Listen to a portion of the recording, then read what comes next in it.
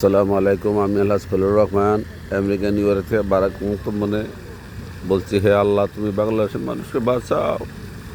আল্লাহ, এই দেশ শাহজালালের দেশ, শাহ মাকতুমের দেশ, অলি আল্লাহর দেশ। আল্লাহ, জনাব খালেক রহমতুল্লাহ আল্লাহের দেশ। আল্লাহ, এই দেশের মানুষকে তুমি বাঁচাও। আল্লাহ, যে দেশের মানুষ 70-80 ভাগ মানুষ গরিব, এত বড় বন্যা হলে তারা গরু বাছুর নিয়ে এই পুষ্করিতে মাছের চাষ করছে। এইগুলি নিয়ে তারা কোথায় যাবে, তারা কী খাবে? পরবর্তীতে দেশের অবস্থা কী? এমনি বাংলাদেশের অর্থনৈতিক অবস্থা খুবই শোচনীয়। আল্লাহ, তুমি দেশকে বাঁচাও। আল্লাহ, আল্লাহ, আমরা বিদেশ থেকে দোয়া ছাড়া আর কী করতে পারবো? আর টাকা দিতে পারবো, আর কী করতে পারবো? আল্লাহ, তুমি দেশকে বাঁচাও, এদেশের মানুষকে বাঁচাও। আল্লাহ, তুমি হেফাজত করো। আল্লাহ, তুমি হেফাজত করে। আল্লাহ, তুমি মুসলমানকে আল্লাহ বাঁচাও, মুসলমানকে আল্লাহ তুমি বাঁচাও।